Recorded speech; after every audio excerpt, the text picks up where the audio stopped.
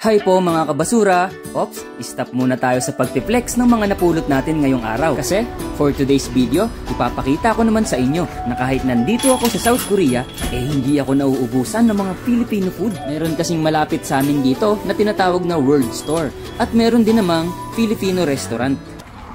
Pangalan pa lang, Pinoy Cravings. Balik kada Sabado nga lang pala kami namamalengke. Sabado ng hapon pagtapos ng trabaho. Kasi kada Sabado may trabaho pa rin kami. Oo, kasi yung ibang company dito, minsan pag Sabado wala silang pasok. Samantalang kami, straight, kada Sabado meron. Kaya Sabado lang talaga yung time namin mamalengke. Para pagsapit ng linggo, purong pahinga na lang, wala na kaming gagawin. Kaya pag namamalengke kami, sinasakop na namin ang isang buong linggo. Bumibili kami ng pagkain namin na sasapat at aabot hanggang sa next Sabado. At alam nyo ba mga kabasura, na pati sa pamamalengke ay medyo stressful kasi mag-iisip ka ng mga ingredients ng mga pwede mong lutuin sa loob ng isang linggo. O diba? Kaya ang ginawa namin, parang di kami ma-stress masyado, bumibili na lang kami ng lutong ulam.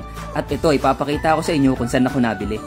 Punta naman tayo sa pinupuntahan naming Philippine store. Philippine ano pala? Restaurant. Hindi pala Philippine store.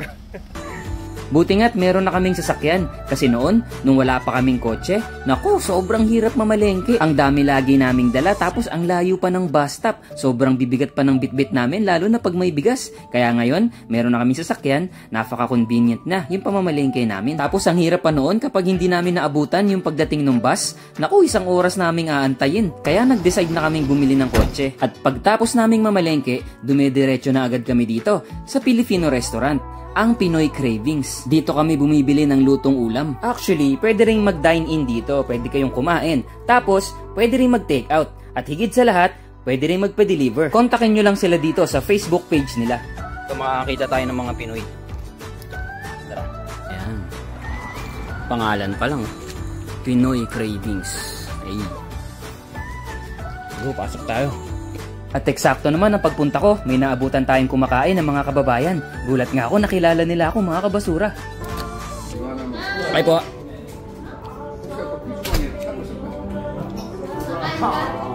Take out. Si Boy take out. Hindi si Basura ako TV to, si Boy take out. Take out lang, take out. Pa-take out din ng ano, pupulot mo. Pupulot mo, boss. Ito, dahil ko napapanood ito eh. Ito. Kareta. Tapos? Naka-vlog ka, ya? Sama kayo sa vlog ko ha. Nakakatuwa lang mga kabasura kasi kahit saan ako magpunta, meron at merong bumabati sa akin. Ang sarap lang sa pakiramdam na isipin na kahit papano is napapanood din nila ako. At dito nga pala sa Pinoy Cravings ay may mga sari-saring tinda din. So yun lang, pinasal ko lang po kayo kung saan ako namamalengke kada Sabado. Peace!